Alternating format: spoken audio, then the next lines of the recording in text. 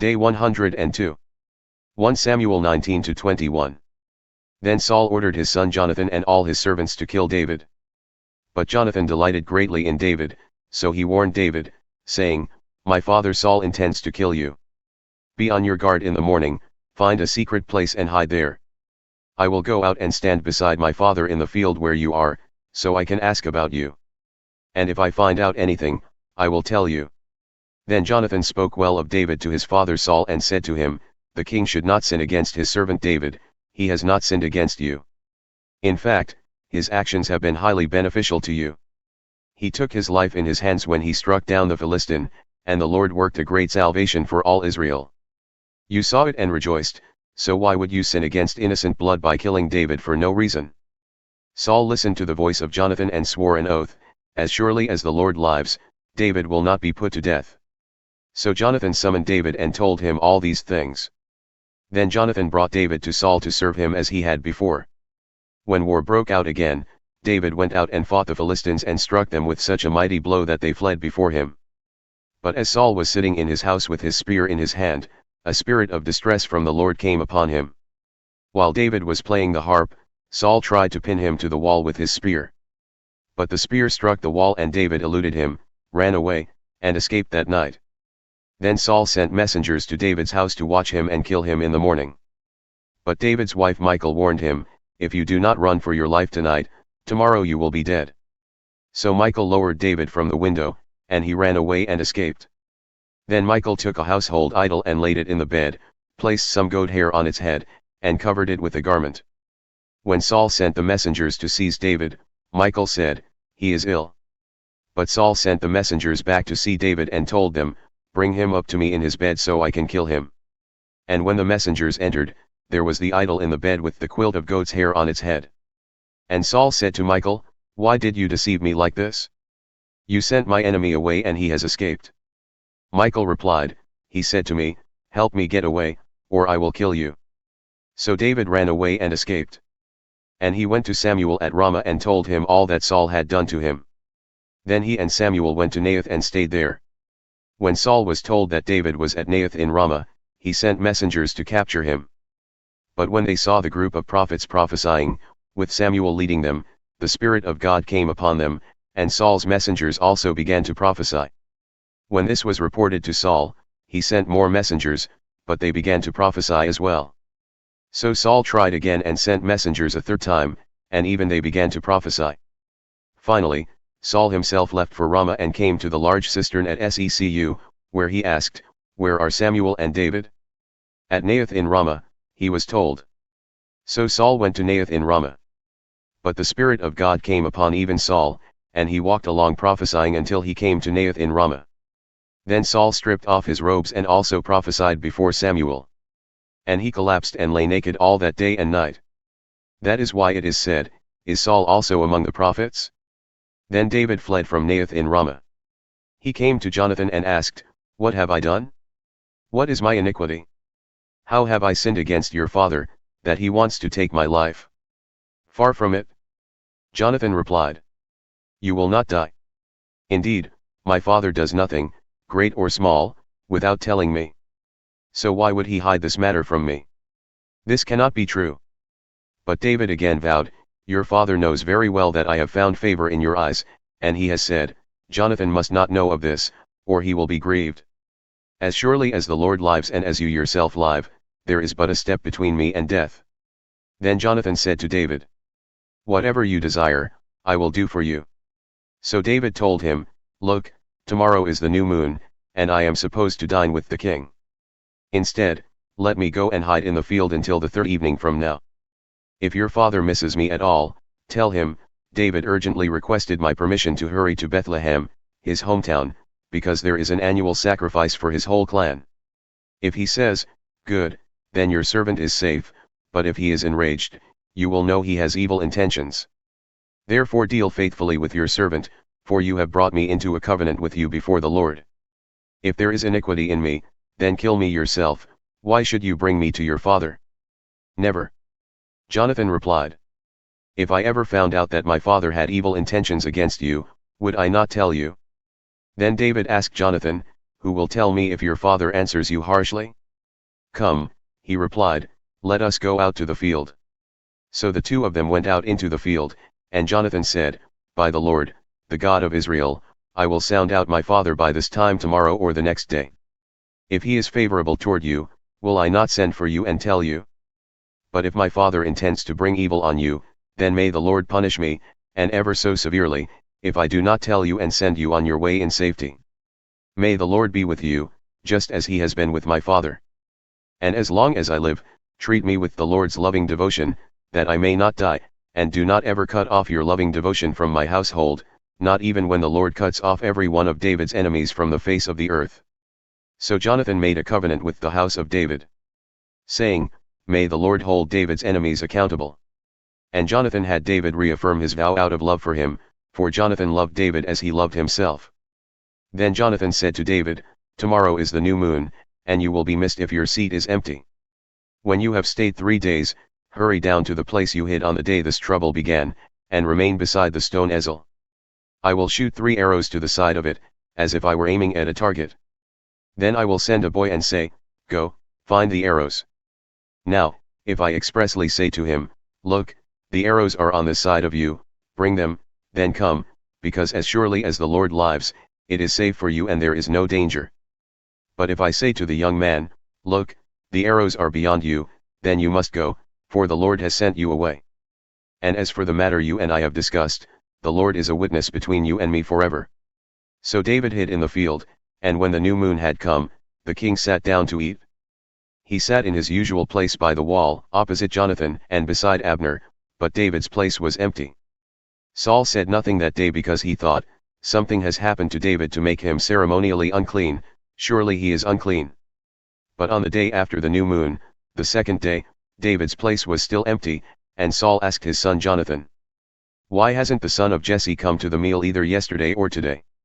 Jonathan answered, David urgently requested my permission to go to Bethlehem, saying, Please let me go, because our clan is holding a sacrifice in the city, and my brother has told me to be there.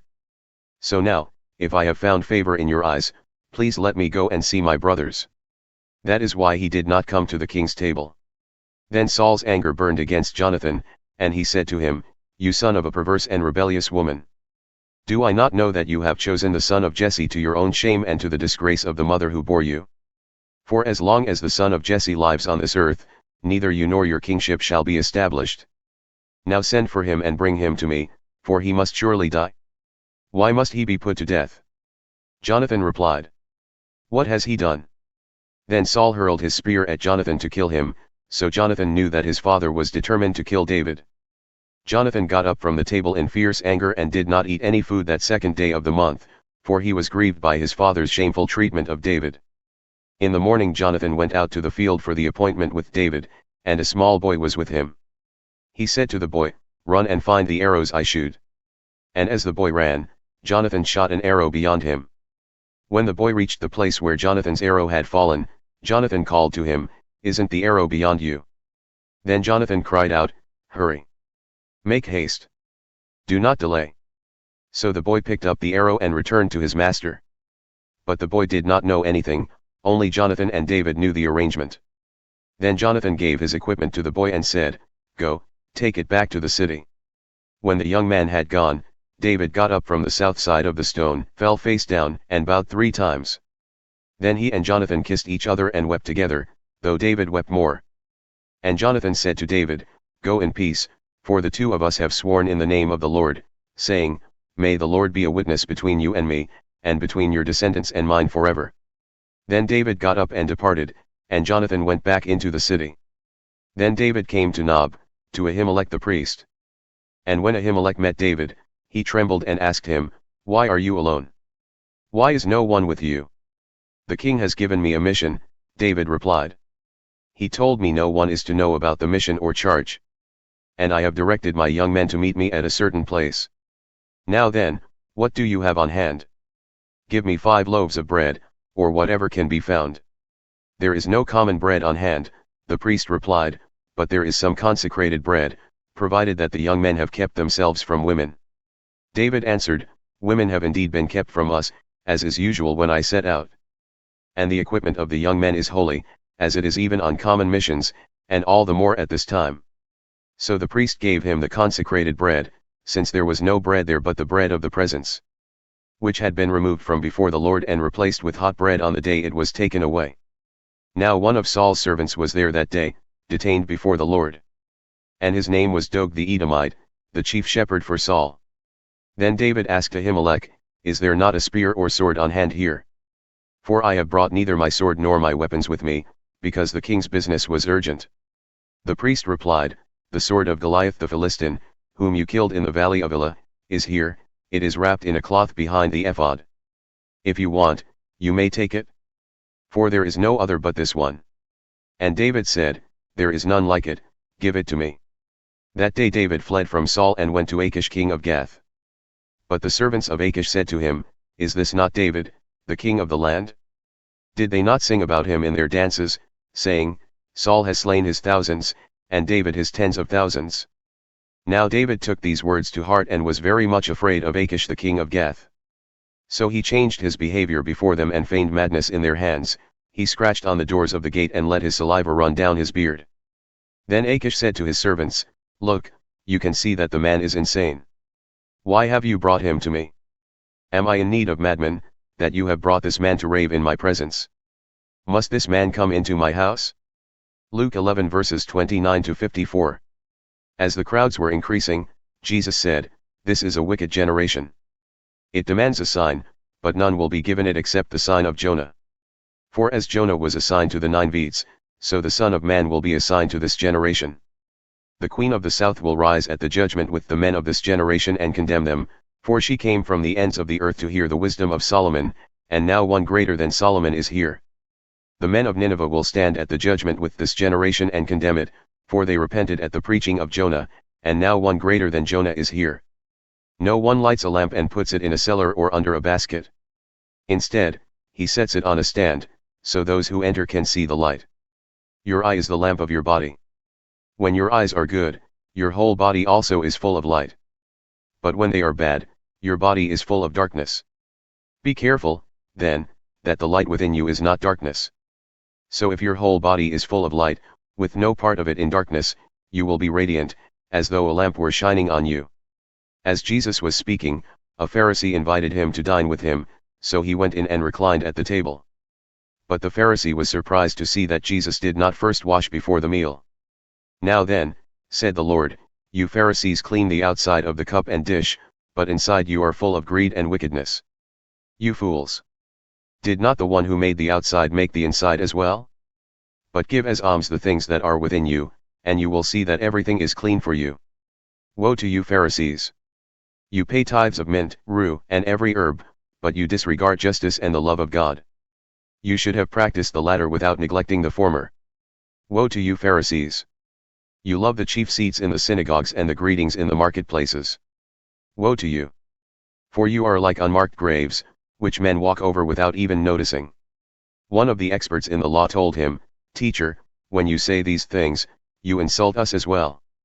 Woe to you as well, experts in the law! He replied. You weigh men down with heavy burdens, but you yourselves will not lift a finger to lighten their load. Woe to you! You build tombs for the prophets, but it was your fathers who killed them. So you are witnesses consenting to the deeds of your fathers, they killed the prophets, and you build their tombs. Because of this, the wisdom of God said, I will send them prophets and apostles, some of them they will kill and others they will persecute. As a result, this generation will be charged with the blood of all the prophets that has been shed since the foundation of the world. From the blood of Abel to the blood of Zechariah, who was killed between the altar and the sanctuary. Yes, I tell you, all of it will be charged to this generation. Woe to you experts in the law! For you have taken away the key to knowledge. You yourselves have not entered, and you have hindered those who were entering. As Jesus went on from there, the scribes and Pharisees began to oppose him bitterly and to ply him with questions about many things, waiting to catch him in something he might say.